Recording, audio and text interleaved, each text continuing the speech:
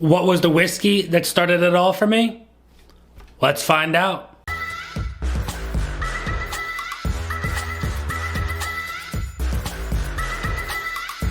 What is going on, everybody? Nathan here with the Everyday Drinker, bringing you guys a brand new video. Those Bourbon guys uploaded a video a couple of days ago in regards to the first whiskey that they started to drink and the one that got them into the world of bourbons and ryes and whiskeys and what they are enjoying for themselves right now. What their palate started out at and what their palate is at the moment. And well, they threw this video out there for a couple of other channels and they put my name in there, and I can't thank them enough for thinking of me along those lines. Now, I know you guys are all wondering where my whiskey journey started and what I am drinking at the moment, but before we do, I gotta thank you guys for the love and support. We're cruising close to 4,900 subscribers, and at 5,000, one lucky subscriber is gonna get a bottle of Blanton's, and I'm gonna get to do a review of that bad boy right there. So I can't thank you enough. Make sure you're dropping those likes. Leave in the comments down below. I wanna know where you started in your whiskey world. What was the first whiskey that you really started to enjoy, and what are you really enjoying right now down in the comments below. And if you're brand new and you enjoy the content, smash that subscribe button to get your chance for that bottle of Blanton's. But without further ado, let's get into what I started drinking first. Well, here we are. The first whiskey that I started to drink and somewhat enjoy at my young age was Crown Royal Apple. I don't know why I thought that this stuff was really good back then.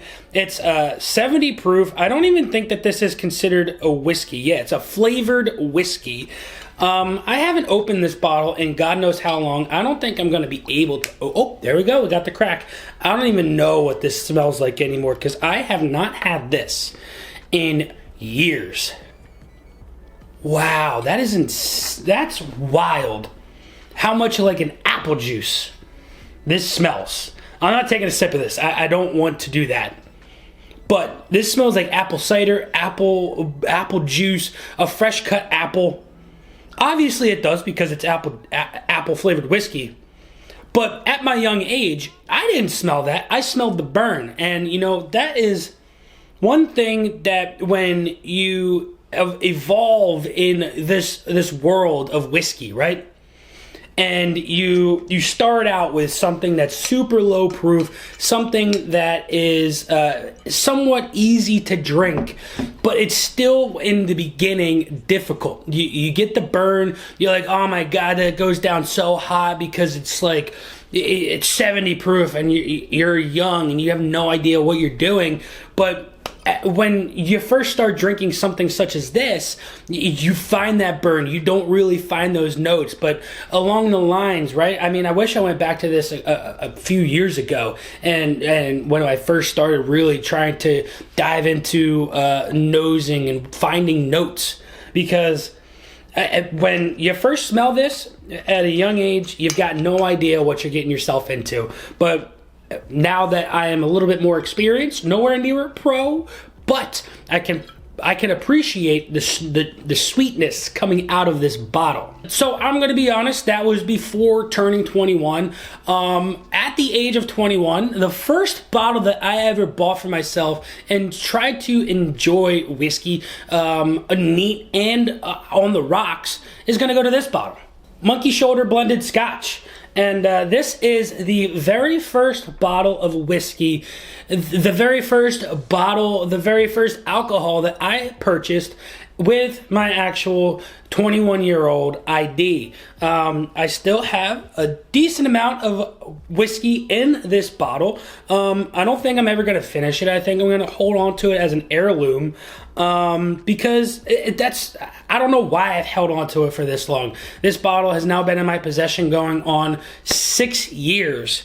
My birthday's coming up in a couple of weeks, so the 6-year anniversary of this bottle is coming up. But I tried to enjoy this for what it was. I mean, you know, you go to the bars, you see people drinking whiskey on the rocks, and this was one of those bottles that I was hearing regularly ordered in my area for some reason. reason people really enjoyed Monkey Shoulder, and that's what got me into whiskey to begin with. I'm surprised from this that I turned into a bourbon lover, because I really enjoyed the Monkey Shoulder, and going back to it, having a couple more pours from my wee days of whiskey drinking, I appreciate this for what it is. But from what I know, this is just traditionally made for making cocktails and stuff like that. But if you want to enjoy it on the rocks or neat, by all means, you're very much allowed to do that. But I guess you all want to know what was the first bourbon I got that I really started to enjoy whiskey with. The first bourbon that I ever bought and tried and enjoyed and started this per se journey that we are on is going to have to go to Woodford Reserve. I had probably 4 or 5 different bottles of whiskeys. You know, we had the Monkey Shoulder, we had Crown, we had Jack. I don't want to put Jack on here because everybody has had Jack at the young age of 15 or 16 years old, and we had absolutely no idea what we were doing. We were just drinking to get drunk. But in my wee days of 21, 22, 23, getting into this world of bourbons and whiskeys, the first bourbon is going to go to Woodford Reserve. I really do enjoy Woodford. I haven't had a pour of Woodford in God knows how long, but I can appreciate Woodford for what it is. It's sweet, it's oaky, it's really mellow for what it is, and I absolutely do recommend Woodford for anybody who's getting into the world of bourbon in the very beginning stages, because you can find an appreciation for this. You can drink it over rocks, you can drink it in a cocktail, you can drink it neat, and you will still enjoy the bourbon and whiskey that is in your glass. But I'm imagining you want to know what I am drinking currently and what I really enjoy at the moment. I mean, everybody goes through stages and transitions from, you know, low proof to mid proof to barrel strength and back down to, you know, their preferred area of proofage and flavor profiles and finishes and stuff along those lines. And well, I have a favorite profile that I really enjoy, and well, I'm going to tell you about it right now. I've gone through the French oak stave before and the French oak finish, and I've transitioned out of it, and now I'm transitioning back into that French oak stave, the French oak barrel finish like you wouldn't believe. And for me, I feel like this fits my fall flavor profile like you would not believe. The Blue Note Las Notas, this is a bourbon that is finished in French oak barrels. It's got the beautiful, deep, sweet, rich, beautiful French oakiness that you just cannot get out of just regular staves. The 13th Colony Rye, this right here is finished with French oak staves. So if you're looking for something that's a little bit more spicy but brings it down a notch with that creamy, rich vanilla, this is going to be the bottle for you, because this is absolutely decadent.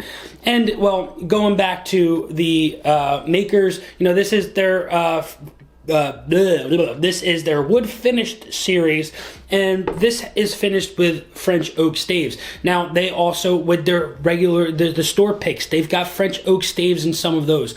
These are the bottles that I am really enjoying at the moment, including the Penelope Architects, right? I'm going back and getting back into those, but I like the really proofy stuff with this Blue Note Las Notas finished in just true French oak barrels. You get the really deep, rich flavor profiles that French oak has to offer that you can't get in American oak for some odd reason. But nonetheless, these are the bottles that I am absolutely enjoying at the moment. I mean, I believe that this Blue Note Las Notas was at the label a couple of weeks ago, and I have been enjoying it like you wouldn't believe. This 13th Colony is really good with like a maple syrup old fashioned, but also just on its own, absolutely decadent. But there you guys have it. These are the bourbons that I am currently enjoying at the moment. Really delicious. The bourbon that pretty much started it all. The whiskey that I really started to dive into to get myself to where I am today. And the one that really started it all, Crown Royal Apple. Those bourbon guys threw it out to a couple of channels. I'm going to throw it out to a couple of channels. I want to know what your drinking buddy's first whiskey that got him started into it and what he is truly enjoying right now. The Minor Bros, I want to know what you're currently drinking and what started it all. And, well, Doc over at Old Fashioned Ways, I want to know what bourbon or whiskey started it all for you and where you are today. So, I hope you guys enjoyed this video. Until next time, this has been Nathan with The Everyday Drinker. Make sure you drop that subscribe for your chance to win a bottle of Blanton's. But until next time, cheers.